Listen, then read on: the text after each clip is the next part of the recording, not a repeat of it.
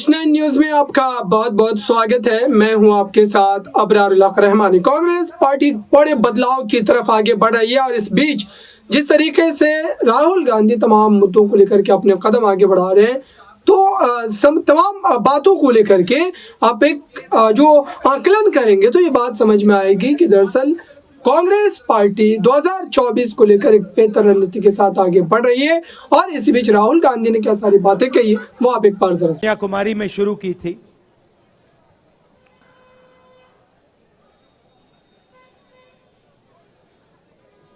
बहुत कुछ सीखने को मिला।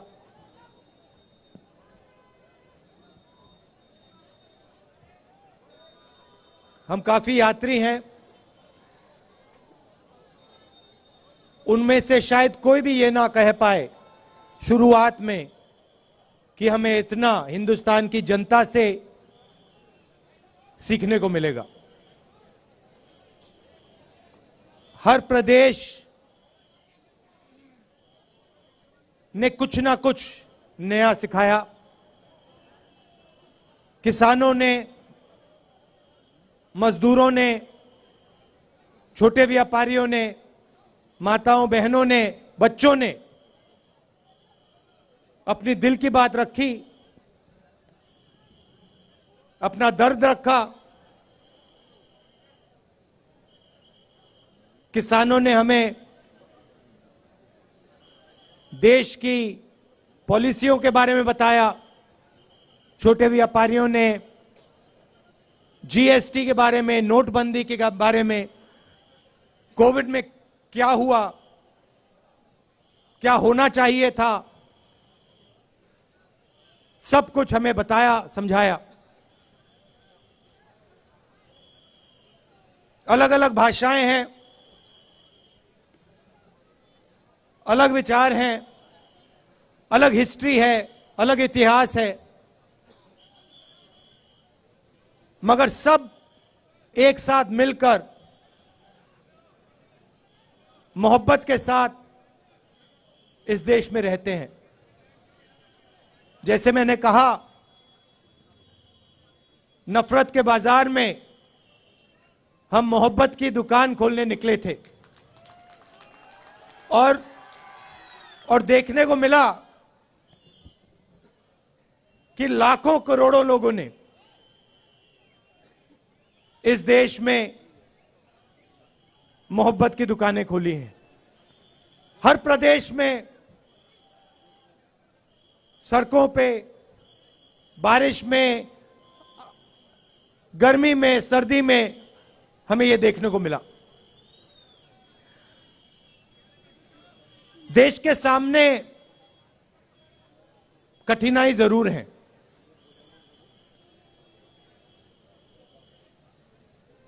लोकतंत्र पे आक्रमण हो रहा है। उस बात को आप सबसे बेहतर समझते हो। यात्रा से पहले हमने पार्लियामेंट में मुद्दे उठाने की कोशिश की। लोकसभा में, राज्यसभा में हमने भाषण देने की कोशिश की। नोटबंदी पे, गलत जीएसटी पे, किसान बिल पे, जो चाइना हिंदुस्तान की जमीन ले गया है, 2000 स्क्वायर किलोमीटर ले गया है, उस पे, मगर हमें लोकसभा में बोलना नहीं दिया। जैसे ही हम बोलने की कोशिश करते थे, माइक ऑफ कर दिया जाता था। मैंने भाषण के शुरुआत में आप सबसे कहा, प्रेस के हमारे जो मित्र हैं उनका यहां मैंने स्वागत किया, मगर इनका भी काम लोकतंत्र की रक्षा करने का होता है। टीवी पे, अखबारों में, मैगजीन्स में सच्चाई रखने का इनका काम होता है। पिछले प्रेस कॉन्फ्रेंस में मैंने इनसे सवाल पूछा, प्रेस वालों से सवाल पूछा। आमतौर से ये पूछते हैं। मैंने पूछा, भैया एक बात बताओ, आप नरेंद्र मोदी जी का चेहरा 24 घंटे दिखाते हो, आप ऐश्वर्या राय जी की बात करते हो,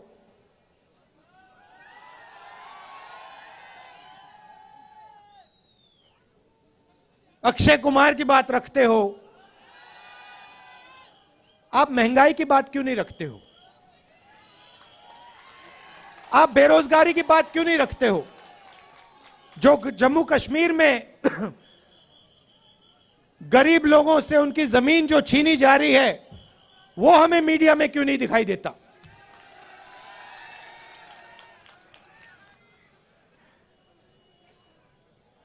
जो कश्मीरी पंडितों के साथ यहां सरकार अन्याय कर रही है। आज सुबह मेरे से मिलने एक डेलीगेशन आया और उन्होंने अपनी बात रखी। मैं हैरान हो गया। उन्होंने कहा, और मैं मीडिया के सामने ये कहना चाहता हूं, उन्होंने मुझसे कहा कि जब उनका डेलीगेशन लेफ्टिनेंट गवर्नर के पास गया तो लेफ्टिनेंट गवर्नर ने उनसे कहा कि तुम्हें भीख नहीं मांगनी चाहिए। यह देखिए, लेफ्टिनेंट गवर्नर ने कश्मीरी पंडितों के डेलीगेशन को कहा कि आपको भीख नहीं मांगनी चाहिए। लेफ्टिनेंट गवर्नर जी, ये भीख नहीं मांग रहे हैं, ये अपना हक मांग रहे हैं। और अगर आपको कुछ करना चाहिए तो आपको इनसे माफी मांगनी चाहिए।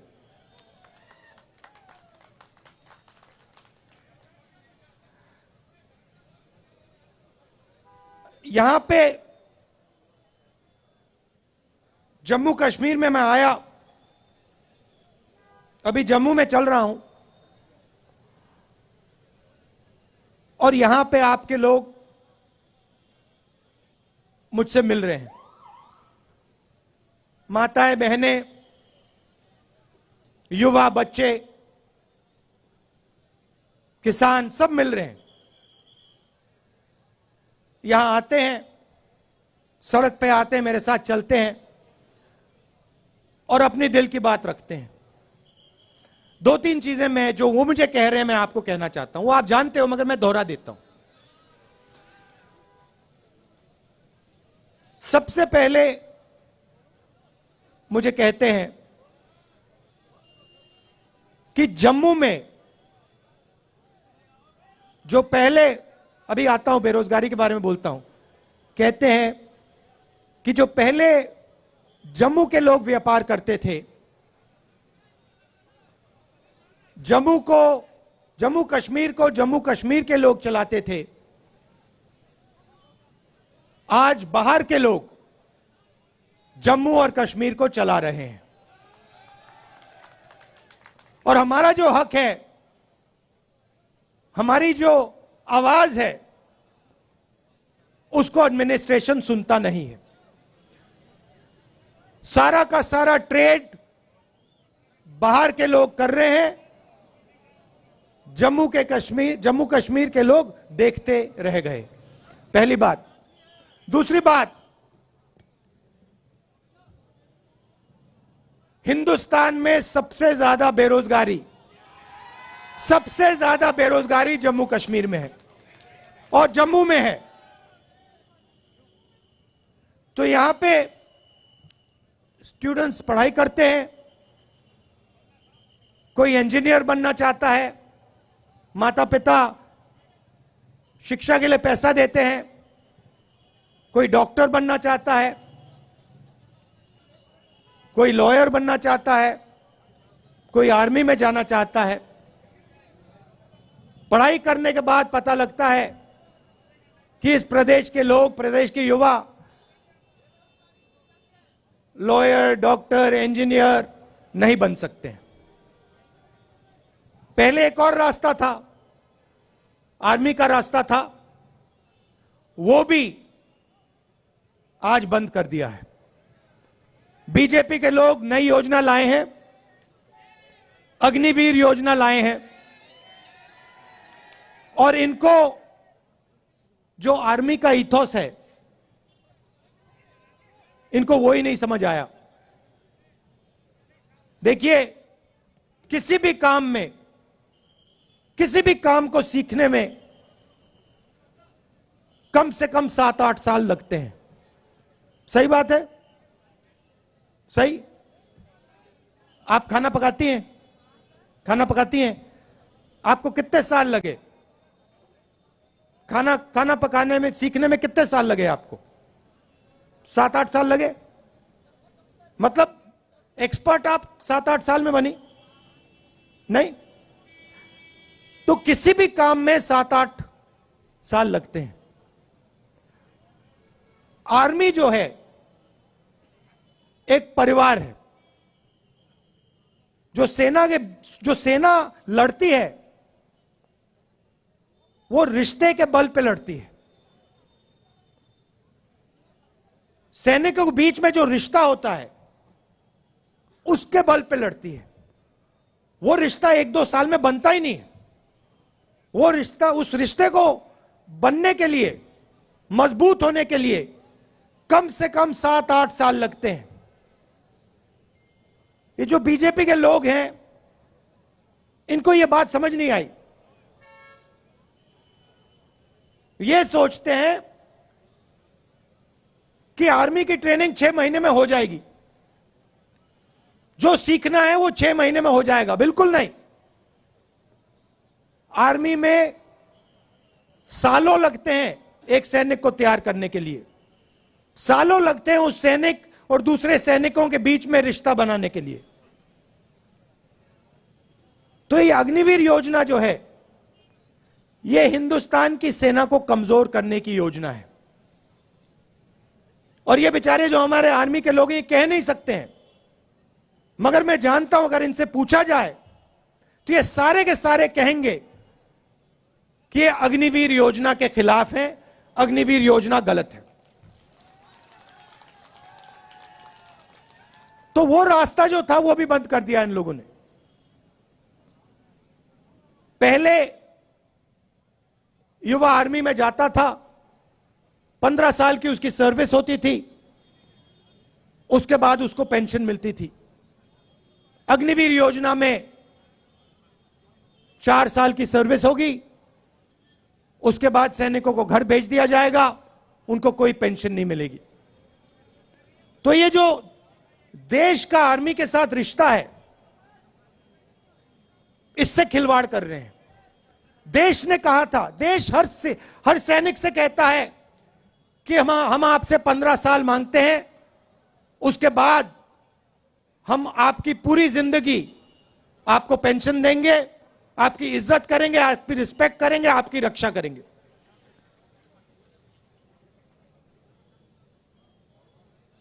तो ये अग्निवीर योजना जो पहले युवाओं के लिए एक रास्ता था, ये भी इन्होंने बंद कर दिया। बेरोजगारी क्यों आ रही है? क्योंकि सरकार चुने हुए 2-3 उद्योगपतियों के लिए काम कर रही है। ये देखो, यहां पे आपका पूरा का पूरा व्यापार, जो भी आप करते हो, सारा का सारा उन्हीं 2-3 उद्योगपतियों के हाथ चला जाएगा। सच्चाई है।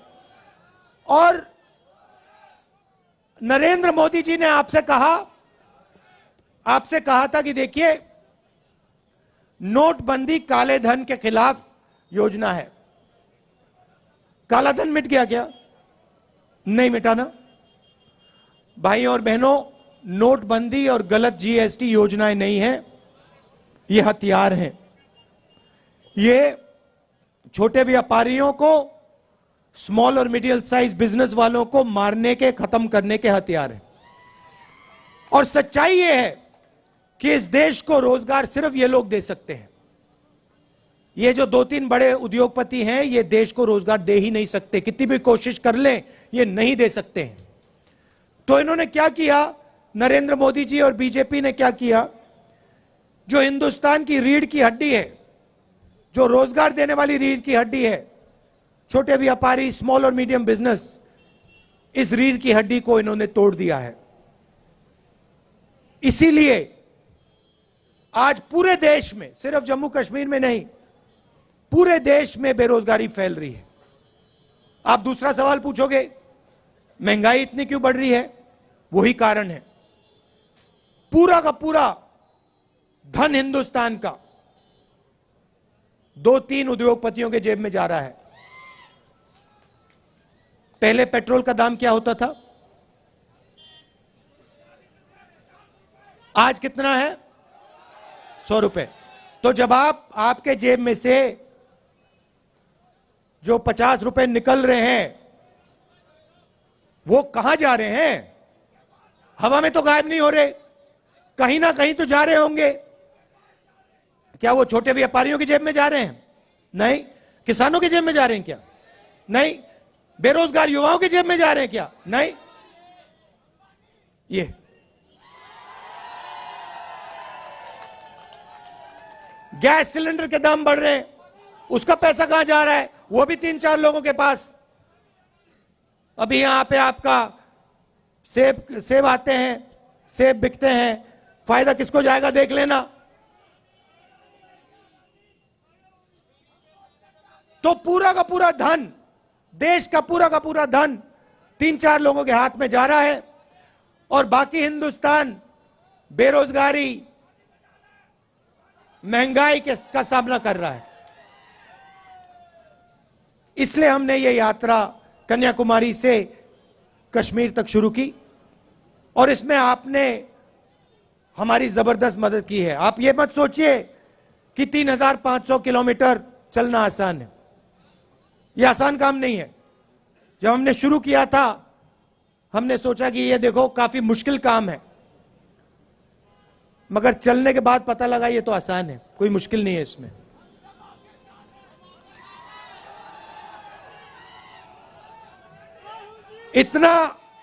इतनी मदद आपने की हमारी, मैं आपको बता रहा हूं। सुबह हम उठते 5 बजे सुबह उठते थे। अब यहां पे सिक्योरिटी वालों ने कहा है कि 7 बजे निकलना है। मैं चाहता था 6 बजे निकल जाना चाहिए, मगर इन्होंने कहा नहीं 7 बजे निकलेंगे, चिट्ठी लिख दी, तो मैंने एक्सेप्ट कर ली बात। मगर हम निकलते थे सुबह, पूरा दिन चलते थे। 25-27 किलोमीटर बाद ऐसे लगता था कि पहला किलोमीटर चल रहे हैं, थकान ही नहीं होती थी बिल्कुल।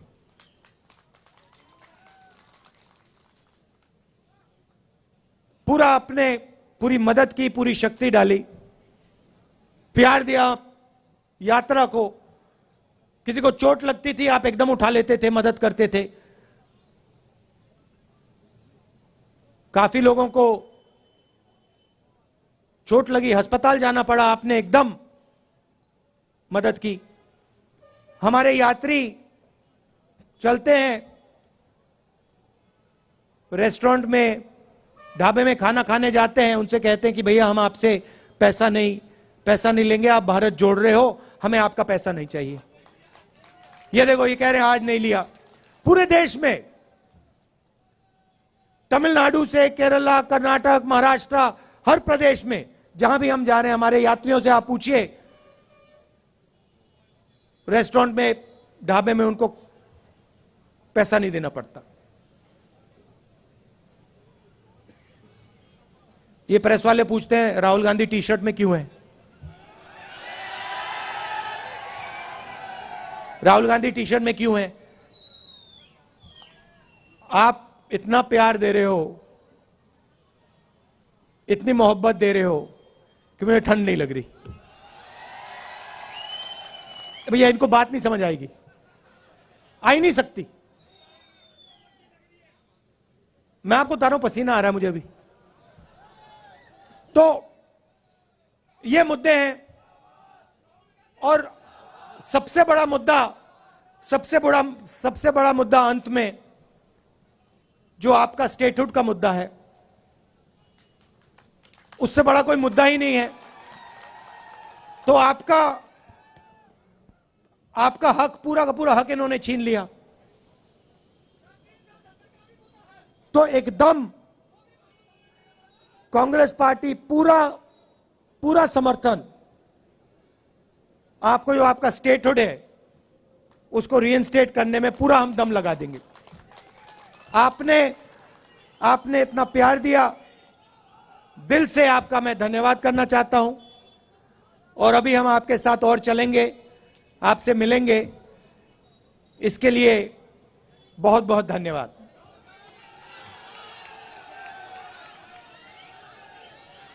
अच्छा, अंत में ताराचंद जी, पीरजादा जी, मुल्ला राम जी और जो एनसी से, नेशनल कॉन्फ्रेंस से यहां लीडर्स आए हैं, उनका भी मैं स्वागत करता हूं। धन्यवाद। जय हिंद। तो आपने देखा कि इस बयान के जरिए दरअसल राहुल गांधी स्पष्ट कर दिए हैं कि बीजेपी के लिए अब फिर से एक बार सत्ता का हिस्सा बन पाना एक मुश्किल काम होगा और कड़ी मेहनत जो उनको करनी पड़ सकती है। इस खास रिपोर्ट में बस इतना ही। देखते रहिए ताज़ा तरीन खबरों के लिए नेक्स्ट 9 न्यूज़ को। धन्यवाद।